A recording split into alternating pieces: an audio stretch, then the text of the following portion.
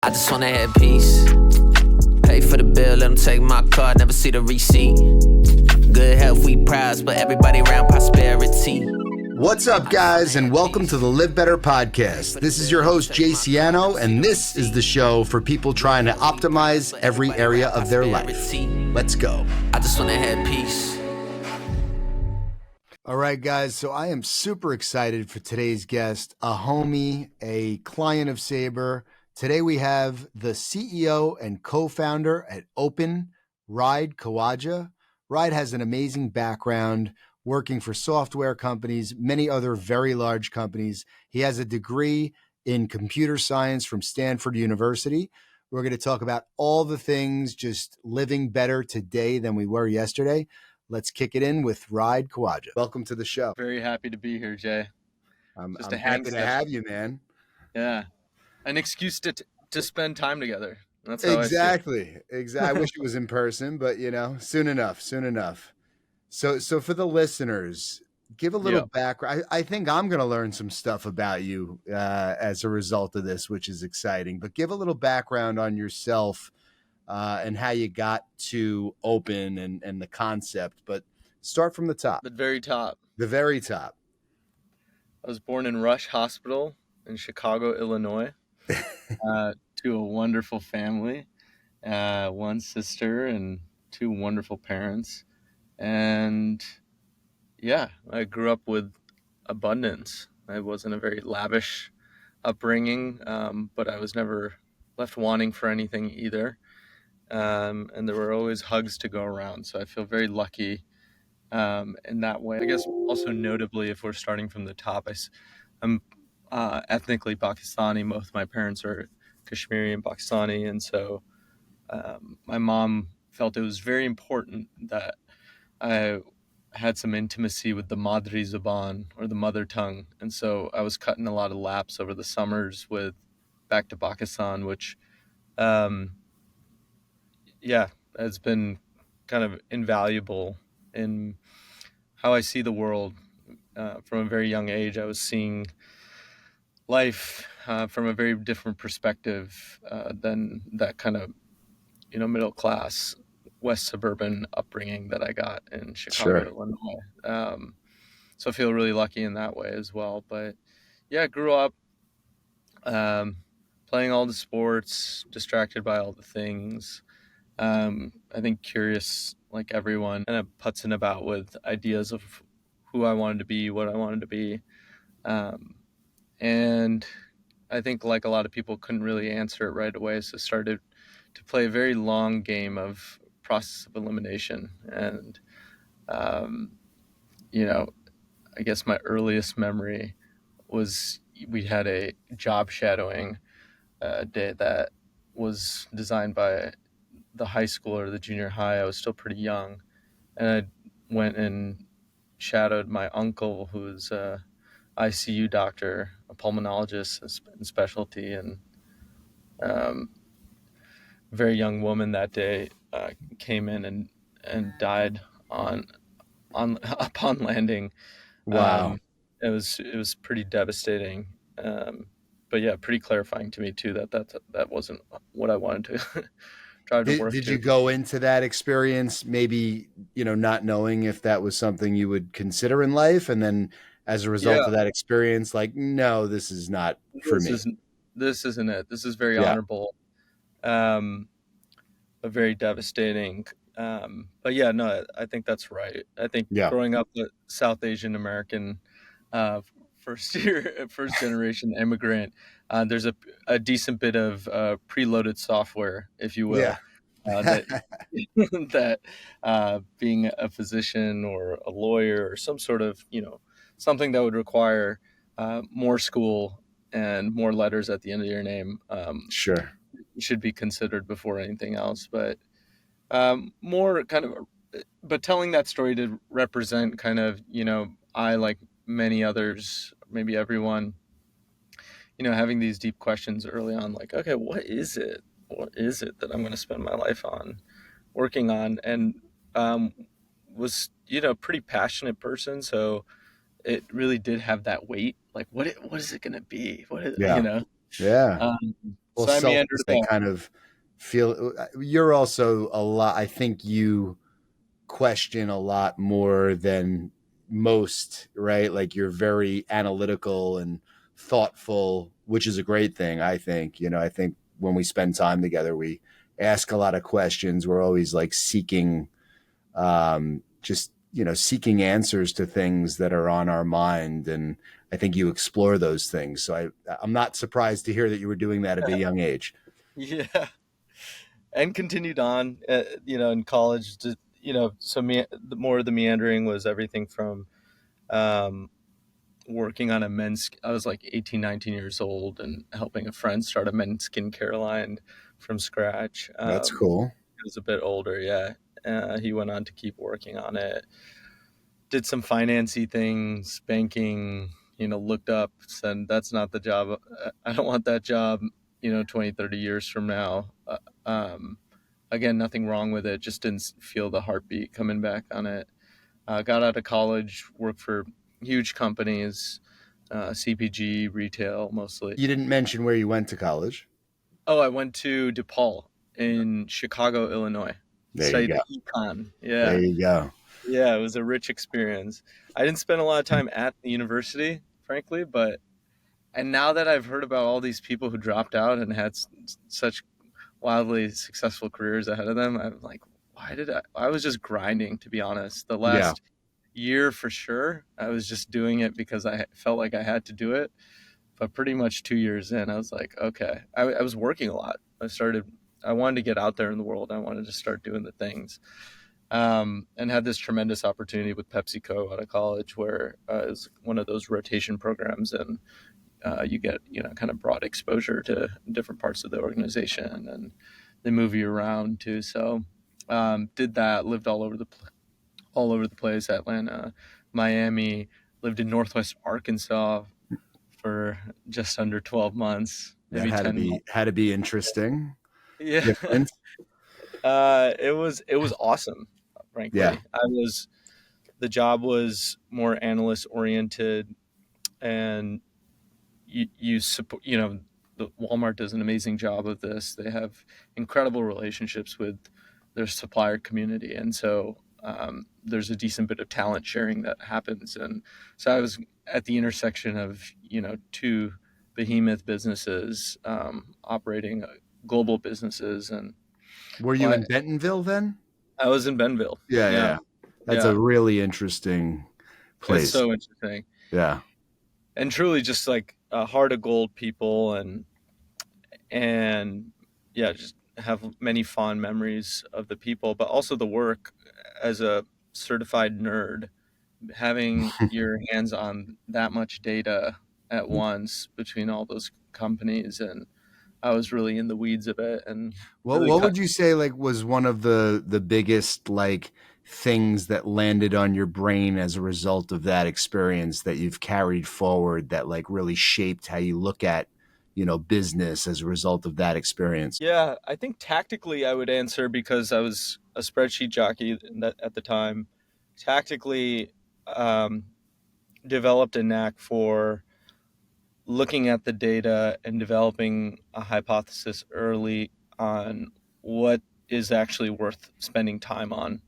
I remember presenting things to work on to senior leaders, and they're like, well, that's just going to be, there's maybe $5-10 million of upside there. It's not really moving the needle. We do like 10 billion in net revenue here on this business. So so I think I developed a real good kind of fluency with data, and then thinking through, how to invest time in things that can really make a big impact. At that point in your life, were you focused on living a healthy lifestyle and overall wellness, or were you just so stuck, looking at numbers, crunching numbers all day that you were maybe not so healthy? No, I had the Aquafina in every meeting. That's Pepsi's water. Sure. I was hitting the gym pretty hard. I was hiking. I was cycling. I like that we're really pinpointing in that moment in time in Yeah. Arkansas in particular.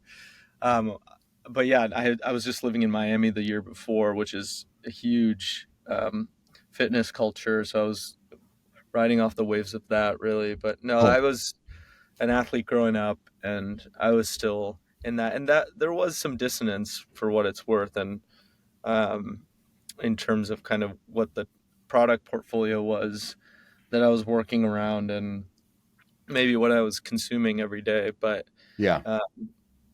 again, just worked with a ton of great people, and a lot of people who invested a lot in me and spent extra time very selflessly, because I was kind of like that annoying kid coming to your desk every couple hours and asking something that maybe I could have figured out if I spent a couple hours more on it myself, but got a lot of help. But to answer on the other side, maybe more the macro of what I learned there, and really through all of those experiences, because I kept working for like Walmart, Amazon, the PepsiCos of the world for just a little bit more. And it really was around just seeing brand and distribution at play. There were, it wasn't all tailwinds when it came to consumer preferences, and some of the portfolios I was engaging with. But the brands I was working with, PepsiCo alone, I think, has over $23 billion brands on a multinational level. It's crazy. And so just incredible brand equity and awareness and investment that's been made, for generations now. So seeing that be combined with powerful distribution networks and supply chain, where it's truly ubiquitous. I think that, the whole experience of working across all those places really opened my eyes to how powerful those two things can be together. Okay, if you make it widely accessible and you develop an incredible brand, Yeah. that can speak to not a niche, not just the cool kids, but to the masses. The masses. Yeah. Then you can really push palettes. You can really push product. You can really push ideas. You can really push culture. So where did you go from there? What was the next season for you? The next season was it was batting between New York or San Francisco for the next role. Big CPG and retail right around then was not discovering the internet. I wouldn't put it in those harsh of terms, but just to geek out on kind of CPG for a second, there was like the first wave of food and beverage online and really grocery home delivery, and that was like early 2000s. There's things like web vans and things like that. I don't know if you remember all that. I do, yeah, for sure. There was an honest attempt, and yeah. In New York City, we had Urban Fetch, which was like one of the So it was just one of those timing things. Sure. That wasn't the cycle. I was there for the second cycle when all the big dogs were really committed to it as well. And so, the really sophisticated players in the space, they were talking about what is the less sophisticated players were saying, what proportion of this business will be e-commerce? And let me proportionally assign resources to build out an e-commerce channel. And then the really sophisticated players were seeing this as another way to meet the consumer where they're at in their journey. And I was kind of at the intersection of that becoming. So, tens of thousands, I don't know, probably more, items came online, and those items started being delivered at home, and those items started to be marketed for the first time really in jest on banner ads and attribution driven performance marketing. So that was kind of the next chapter. So move to the Bay Area, like CPC, cost per click, all CPM, that, all that fun stuff. Yeah. All that fun stuff. Yeah. And it was still being defined really. It was and even if it was defined, it was the Wild West. Everyone was defining it in their own way. So Totally. a big part of my job was to get a lot of that stuff online and then suss out kind of foundationally how we're going to market this and what are the right way, what are the most powerful ways to do that. So moved to San Francisco to work more intimately on that. Walmart had an office out there, and PepsiCo was standing one up. So so that's it. And then I spent So some now time you're doing dipping into Silicon Valley yes, head first. head first, and you know, grew up on consumer electronics. So it was kind of, and grew up with my dad coming home with his ThinkPad in the mid '90s, and um, so definitely, I'm not the iPad generation, but I'm definitely the PC generation. And so was always having my own consumer relationship with it. But here was this opportunity, and I was really excited. As in everything I just said in that next phase, it was about coming online, and it was Yeah, finally kind of engaging with technology in a way. And so I was really excited to endeavor in that, and excited to land in the Bay Area. And it's funny you talked to, well, maybe not now. I don't think anyone's saying this is San Francisco's heyday right now, but there's definitely been, a couple waves of, oh, that was the heyday in the Bay Area. I felt like I lived out one of those heydays. It was just such an exciting time. It was this kind of post 2008, banking and consulting as your obvious, if you're a highly pedigreed, accomplished student coming out of college, you were, it seemed like two obvious things to do. It was like banking or consulting. Maybe there's a couple other, at least in the business side. And tech started to be like a real option. And so just the density of bright minds and sure. somebody who just loves being the dumbest person in the room. It was exciting to land in San Francisco around, I don't know, probably 2015 or 20. And Crazy stuff going on at that time in the space. It had to be oh insane. man, yeah, and venture capital. More and more funds were being raised, and the talent was there, and it was fun. And there were parties. It was exciting. It was a Yeah, fun time in San Francisco. So I was there, and I eventually pulled the parachute, and you know, stopped going down the path of the kind of big company route, and thought I was going to start a company. Right then, went into a lot of fun things, a lot of kind of do good ideas. Um, and then met a gentleman by the name of Brad Oberwager, and he was working on connecting a gig labor marketplace to CPG and retail, and I thought that, oh, this could be really cool. At this point, I had realized I wanted to start a company, and at this point, I also had this, how would I describe it? Kind of caving in pressure of realizing that I would probably be the CEO. See, the first part, it wasn't, there was a whole phase where I wanted to start a company, but I didn't really know what role I would play, and didn't really care. It was more yeah. about starting something from scratch, and on But this you didn't meander. necessarily see yourself like at the helm of the being the CEO per se of the company that you were starting.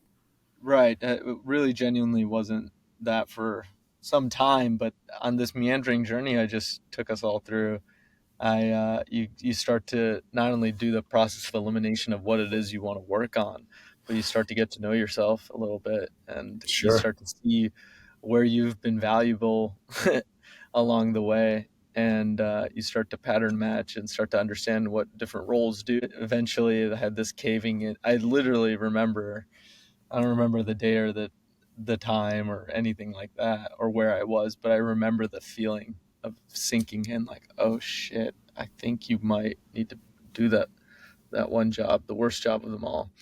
Um, and so Brad had started a few companies at this point and had some pretty amazing success. And so I was pretty excited. I was going to leverage this domain knowledge that I had coming from this world, work on, a venture-backed thing, and work for someone who had done this role multiple times. And so it's kind of a dream role and backed me away from starting something then.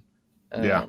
And I'm grateful that it happened that way, because those 2 years that I spent working on Jive, working for Brad, working with that team, Sam, Cammy, James, all them there, it was, I learned a lot on on someone else's dime. Sorry, Brad. Sure. But yeah, so that kind of takes us to And was that was that a startup that you yeah. joined, and so you basically were there for the first 2 years that the company existed? Yeah, they had been, the founders had been working on it, but yeah, I was one of the first hires, Yeah. essentially, that they Which I brought would out. imagine is pretty good experience too when your next season is actually starting your own company.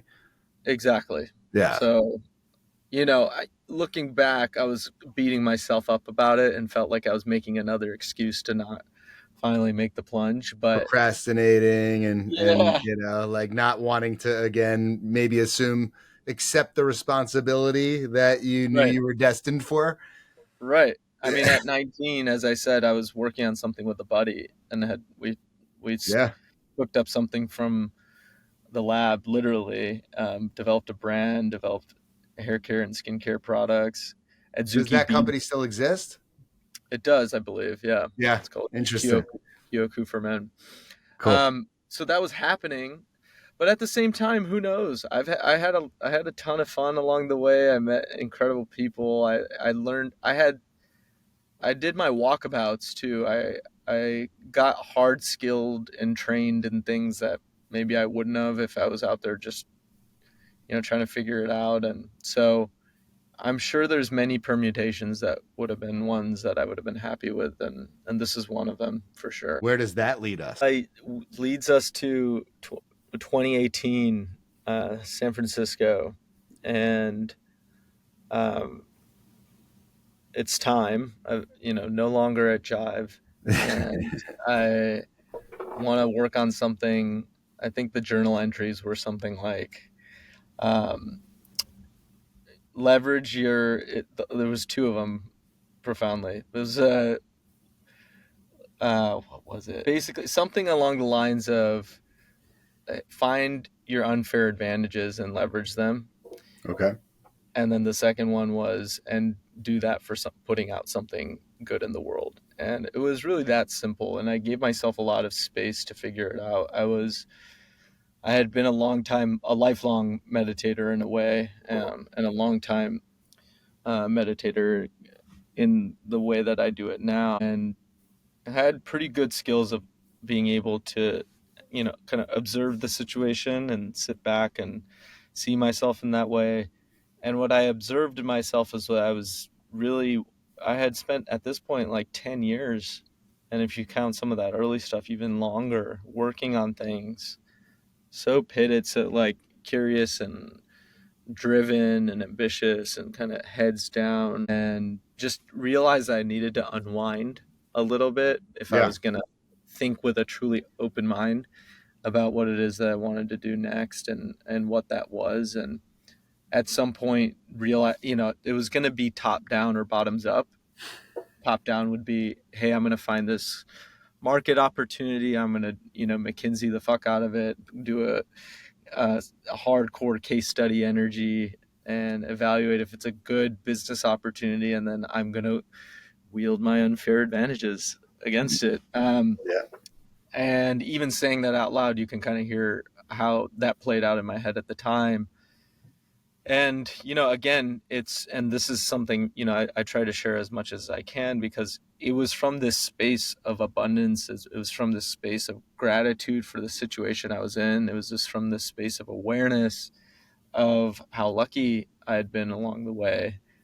This space of awareness that I'm sitting in 2015 or whatever it was at this point. Oh, I guess 2018 now, in San Francisco, in a heyday for sure. And, it's from that space that we get to imagine kind of the wildest possibilities and the purest ones, I think, or at least that's an idea I want to put forward. And so I went bottoms up. I was like, hey, now I'm not going to, we'll see, kind of the market opportunity, but first we're going to start from here. And the second thing I wrote down is goodness and bringing goodness into the world. Okay, what is goodness to me? Like what does that actually even mean? And to me personally, and if at this point I had also I'd realized I wasn't going to be the guy that launched the next great B2B email software company.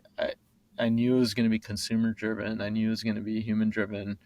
So it had to come from me. And that was something that I had to embrace, but it was kind of this conscious process and effort and experience that I'm purposely dilating here because I've seen time and again, and I know probably a lot of your listeners are folks that are in the same seat as me or about to be. And a lot of my friends who have started companies have, they kind of grapple with this phase, especially. For Which is sure. like how much of it needs to be me and how much of it needs to be validated by the market and how, all these kind of more abstract questions. So once you start stripping away, trying to focus on, like, not be distracted from maybe previous experiences and really taking this more holistic approach to trying to bring something to the world that is very much, differentiated, unique, a part of yourself. Like, how do you start developing the idea from the bottom up? Yeah, the idea came a little bit more, it's iterative is how it's really answered the question. I think a Yeah, lot of the ways ideas are sold to people is sitting under a tree and an apple falling on someone's head. But I think it's uh, way more iterative than that. And even if you tried to pinpoint, there it was, that was the idea. That's when it came. yeah. No, of Uh, course you have to kind of. It's more momentum and yeah, iteration along the way, right? So you yeah, set out. You're like, okay, this is what I'm doing. Like in the most initial stage, right? yeah, Which looks very different than the finished product. correct. And for me, it was this curiosity around meditation itself Yeah, and realizing that I had gifted dozens, if not more, actually, I'm kind of holding back there, of Headspace and Calm subscriptions. sure. Yeah, Hey, download this app. Here, this one's free. Um, and time and time again, my friends or people who I just met, or literally anyone who would ask me why I was just sitting there with my eyes closed, just time and again, people didn't stick with it. yeah, I knew it wasn't any one of those products themselves to blame for what it's worth. I had even used some of those and leaned on them. Um, so it wasn't like this app is not satisfying. It was even the initial inclination. It was actually this observation of, wow, this thing has, this singular modality, this meditation thing has been so life-changing, and I've seen maybe 1% of the people I recommend it to actually stick with it. Why is that? And so that's really kind of the seed that was maybe like the beginning point, if you will. yeah, And there was all these initial iterations of basically designing an experience that would be maybe more engaging or something that people might walk away from their first experience with X, because that's really like all we have. And yeah. a lot of us, a lot of other products, that's kind of all they have, right? Like you unscrew the top on a new soda beverage and you take a sip. If it's not good, you don't come back, right? Right. But there's all these heady reasons why philosophically everything I just described is not the right pursuit for meditation. And those really dogmatic and mindful tradition would say, oh, even at your starting point, like I disagree with the premise, right? but it was with great empathy for the user that I wanted to design something that people felt good after their first experience. And so the initial strikes were things like, I grew up in a religious household. I grew up Muslim, um, grew up praying. That was our form of meditation. And it's like every bit of mantra meditation. And my examples of it early on, the deepest experiences I had with prayer was going to the mosque and doing it with many, many other people who were there with the same intention, Sure. and doing it in a beautiful, awe-inspiring space. And so my initial hacks at it were just that. I said, well, maybe the problem is that people are out doing this isolated alone on an app. And maybe what I need to do is just get everyone together and get us in a beautiful space, and then, hit and ran that a couple times. And luckily I had a decent bit of social capital at the time, so it filled up a couple rooms, but you could tell that people wouldn't be back on their own volition. So I started playing with other techniques and modalities that I knew were more either engaging or immediate, things that throttle your nervous system pretty directly, like breath work, and things that address your brainwave state very directly, like sound and overtone emitting instruments. Started playing with music and curation of music because I was DJing at the time with my friend, shout out Ariel. And I was doing breath retentions, and anyway, just started to do the becomings of what became our first class, which is called Breath and Sound, and we still teach it here in Venice at our first location. So started running pop-ups, started teaching the classes myself, thanks to my co-founder, Peter Sang. He's like, look, if we really want to design this thing, he joined after a couple iterations of this, and he's like, if you really want to turbo boost it, he first engineer of DoorDash, by the way. Wow. And investor at SV Angel for a while, so he'd seen like 10,000 companies while he was there. And so he's like, hey man, we got to start teaching these classes if we want to design it faster. So we started doing that, and we sold out pretty quickly. We started just selling them all out. And what was the time frame of that, would you say? 2019. And I skipped over this whole walkabout I did in 2018, where I was going out and researching the landscape. I had been a consumer of all these things and practitioner for at that point for a decade in these modalities, and then grew up with a more of a spiritual context to it. But I spent like a good year investing in trainings and retreats and stuff that I wasn't even necessarily actually interested in doing. Yeah, for R&D, understanding what's out there. What are people being met with? How is this being communicated? How is this being positioned? So did that, and then we started running these pop-ups, and it really was like an experiential lab, if you will. And eventually started bringing other teachers on in that environment, and ran over 100 of them at least, and sold them all out. Ran big experiences, 300-person experiences at the planetarium. And then, and we kind of, what we cultivated through that and all those repetitions. And now, it's interesting because I have to ask, because being in the space that I'm in, and always looking for the next new and exciting thing, right? And focusing primarily in the healthy lifestyle space and wellness.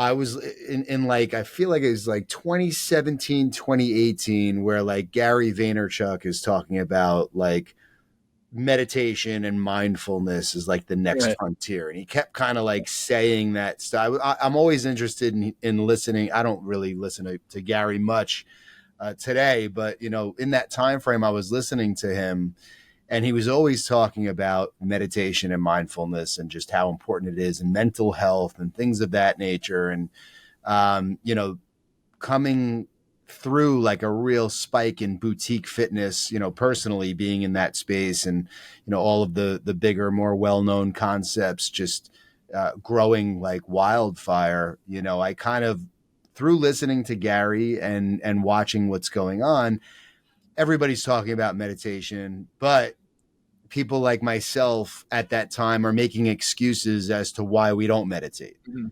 Right. Right. Like, you know, it's just, yeah, but I'm like, I can't quiet my mind. I'm so busy. You know, that was around the time I had the first float tank experiences, you Nice. know, like just Yeah. getting into, you know, into that type of stuff, testing that stuff out.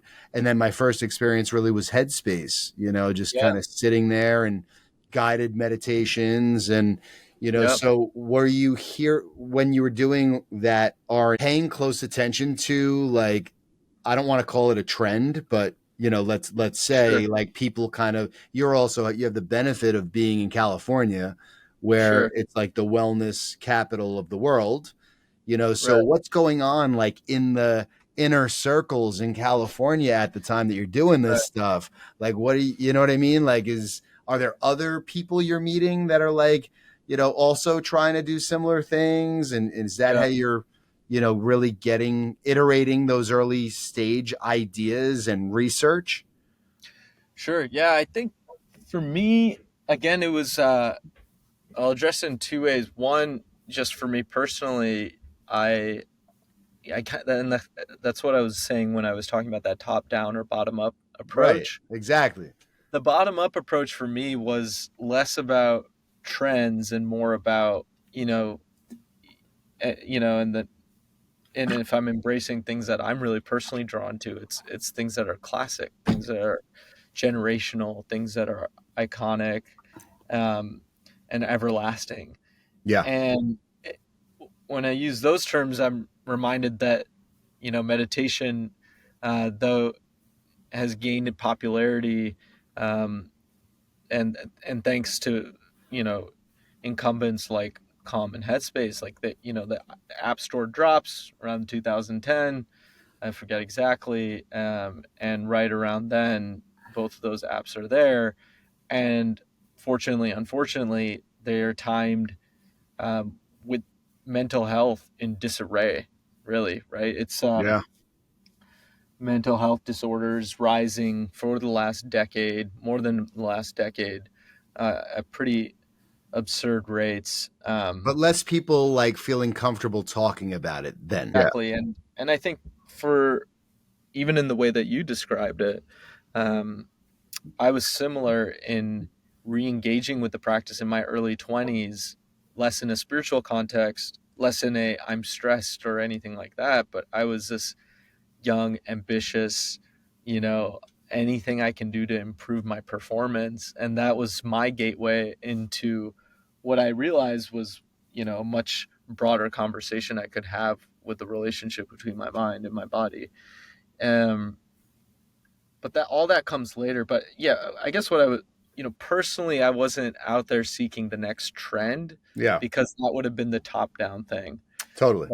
The bottom up thing was to find hey, I could work on whatever I'm about to endeavor for 10 years and have a commercial failure, and I still would have been proud about what I put out there in the world. I would have been having fun along the way. So that was kind of where I was It was interested very in. purpose and passion driven. You weren't Right. trying to like hack it together to, you know. Yeah. Correct. Yeah. And just and part of that was because I was drawn to brands too. Yeah. And so, when you're building a brand, you're not going out there and trying to hit some arbitrage necessarily. You're trying to think about something. You're designing something that, people are going to have a You're relationship. almost an artist, right? Like, and you very much are, you know, you are a very creative and spiritual person, but you have the intelligence and the experience to be able to take either approach, which is what makes it really interesting. That's why I asked the question, because Yeah. I know you're doing it from your heart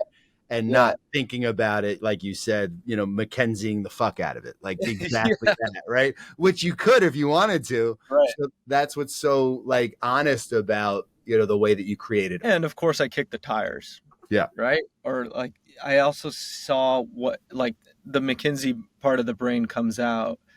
They're getting a lot of, we'll have to send them an invoice after this. Yeah. Um, but that part of the brain, of course, is there too, and saying, oh, wow, this is a massive opportunity.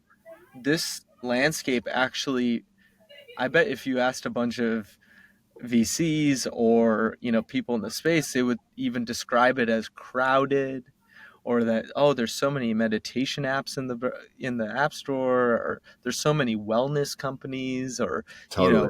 there's Yeah. so much fitness studios, right? Oh, it's so.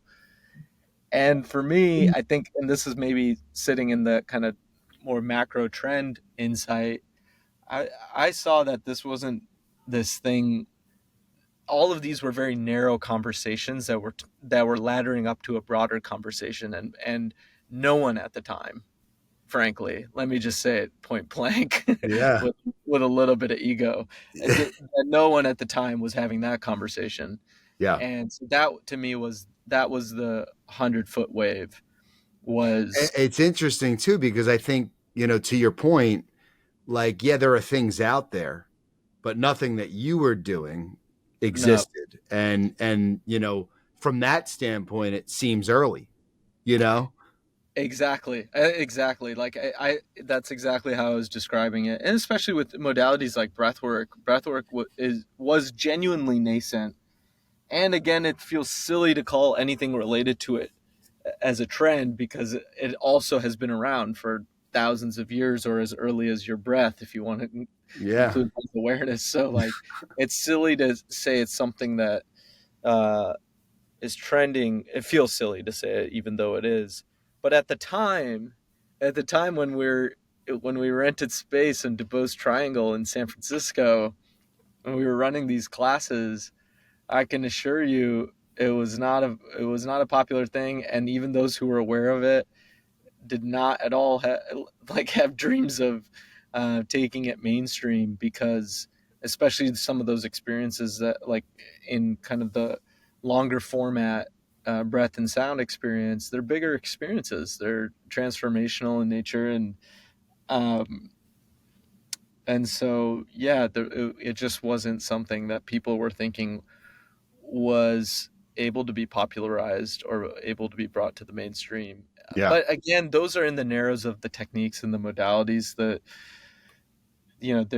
they all work, and they all deserve their shine in the light. And whoever's working on any piece of them, it's incredible, and they're on my team.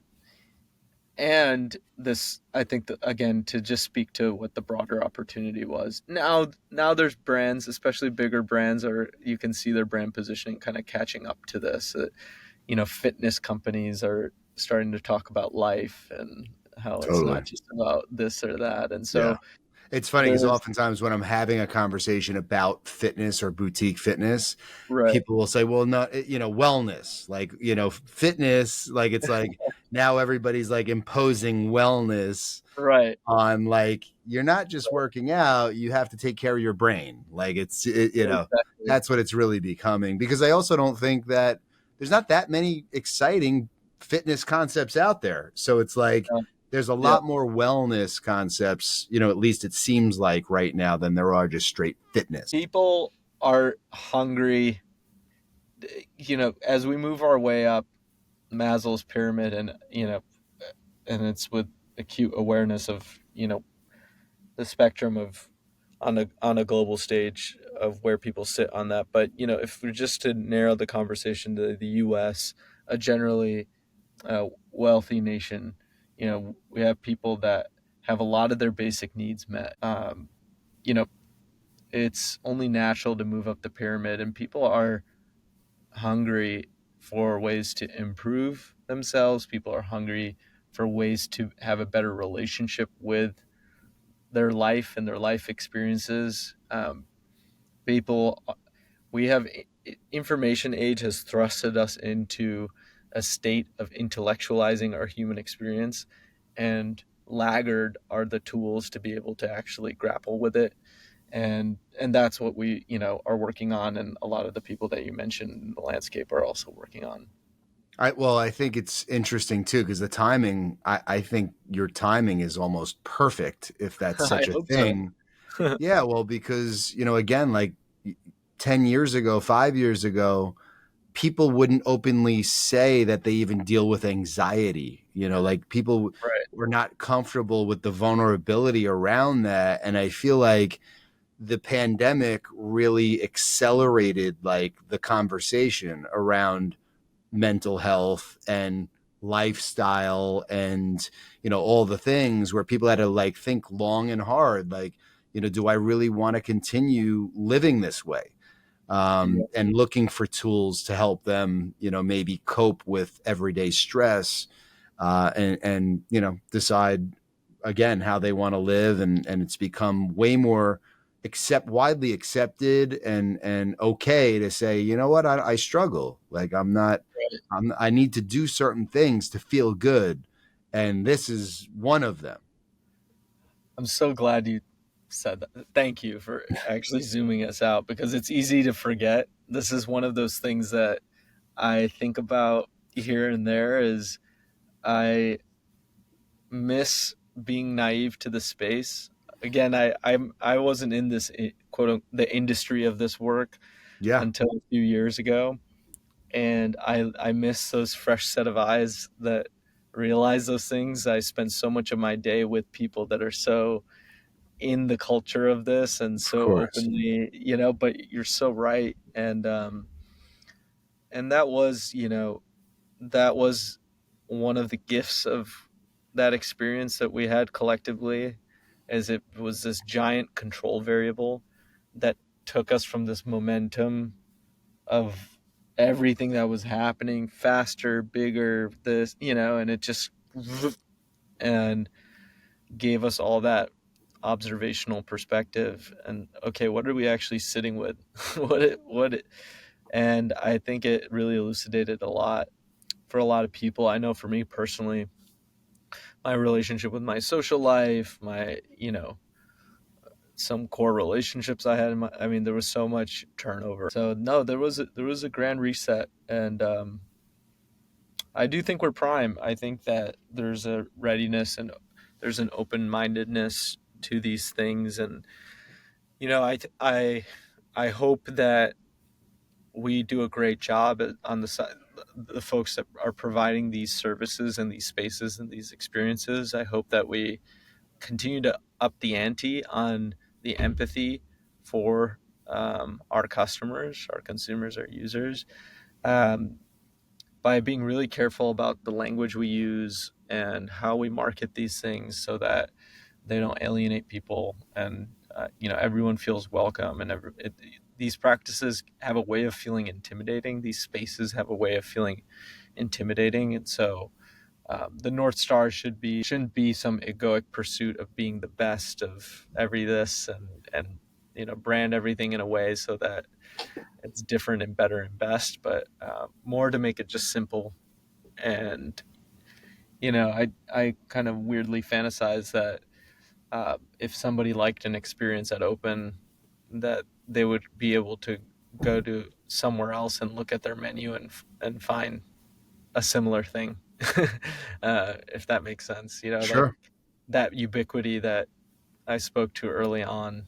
um, you know it's easy to villainize massively scaled brands and systems, and say, oh, McDonald's is not healthy for you, or Burger King is not healthy for you, or this fast food is. But there's something to learn. And at the end of the day, the user can go to one joint and order a cheeseburger, and go to another place and order a cheeseburger, and they'll be Yeah. really reliably delicious, and you know what you're going to get. And that's what we need to do with these practices. Yeah. People need to be as familiar and with breath work, for example, as a cheeseburger, and they know exactly how they want it, how they like it, with ketchup or with cheese, and hold the onions. And I like the 30-minute format versus the 60-minute format, or I like the Yeah. everyday stuff. And today people don't have that vocabulary yet. Yeah, which is why I think it is still early, regardless of the fact that it's been around a very long time. It's only really starting to gain, awareness in the States. And Yep. so you after the events that you're putting on, where do you go? Like, how does the app get created? And then when you start thinking about the physical space?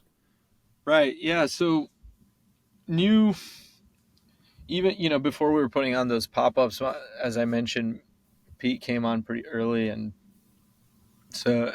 he was our CTO. So knew we wanted to develop a brand, and that brand we knew wanted to communicate itself both on and offline. And so on the other side of all those experiences, and we felt like we had really developed a perspective on the content itself, we went and raised some institutional capital and described this vision of this brand that we wanted to create, and got just amazing partners on board that saw that vision and kind of stand by that vision to this date, and which was not a popular play to go pitch physical brick and mortar locations alongside building out an app ecosystem, and then eventually retreats and things like that. But that's the magic of the heyday and the magic of that ecosystem, and that I'm so excited to be a part of. Builders, innovators, technologists that are kind of creating our future. So yeah, so we're very fortunate to have great partners, and we were off to the races, and we started looking for physical locations. You're going to smile at this, Jay. We were looking at physical locations in January of 2020 and recruiting engineers at the same time. And we planned God Laughs. And so, and we were looking for locations in San Francisco. So that's where the first location would have ended up being.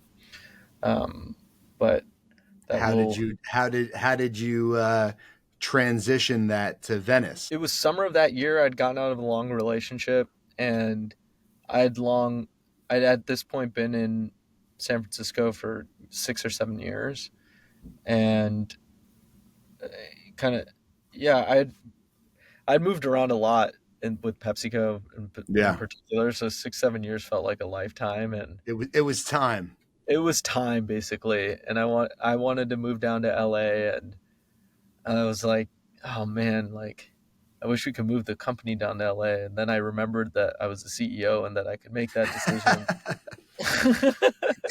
And so you're like, I should tell somebody. I should put a request in. But there was something about the company. I did justify it on paper too, which was two things. One, we had just started to recruit teachers. We had relationships and working with teachers before that, but we were about to bring on full-time teachers, and we were having a global conversation around it. And people talking to people in New York, talking to people in Australia and Canada, and we were making the hard pitch to move to San Francisco. And that wasn't, the early innings to those conversations were not going well. And then I started to reveal kind of my forward thinking, and hey, what if it was LA? And everyone's like, yeah, I would move to LA. So just that teacher recruitment thing at the time, that was an element of it. And the other element was for the app.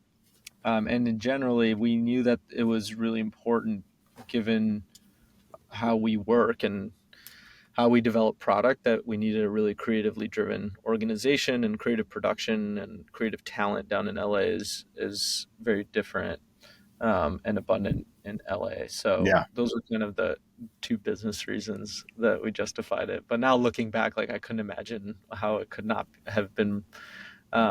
The first location had been born in LA, and so we worked on the app for about a year before we had like a web app out there during COVID, so to be of service. But our iOS app then launched a year after, and we were in LA at that point, and we're running pop-ups on and off as we could until we launched our first location in Venice Beach, which couldn't be more perfect.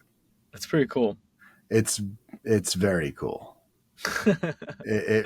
Seeing a lot of spaces and rarely being taken back by the beauty of a physical space. It's beyond beautiful.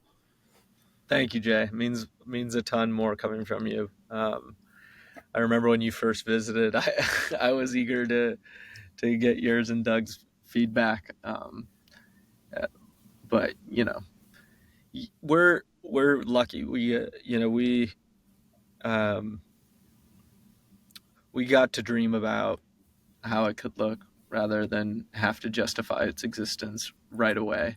Sure. I think that's the buffer that we were seeking when we said we had this kind of grand ambition for what we wanted to build. And building technology, building an app from scratch in-house to be able to kind of direct features and design the way that you want to. It's very expensive. Doing a location that people could feel like they could both sweat in, as well as have a kind of conscious shifting experience and maybe even come into contact with their spirituality. Sure. And have that happen in the same space. That's kind of an expensive endeavor as well. So all of those things are just almost logistics to enable what it is that we're really trying to do here. And we're talking right now, it's November 2023, and I'm very excited to see that people are responding to it and feeling a ton of urgency to get more locations out there and have more people on the app and far more things to come. A lot of exciting things to come. Before we jump, there's also a hot and cold component in the studio. And how did that come about? What were your thoughts there about bringing that? It wasn't really, I don't think, it's become ridiculously popular everywhere you could turn, but you did it really before that.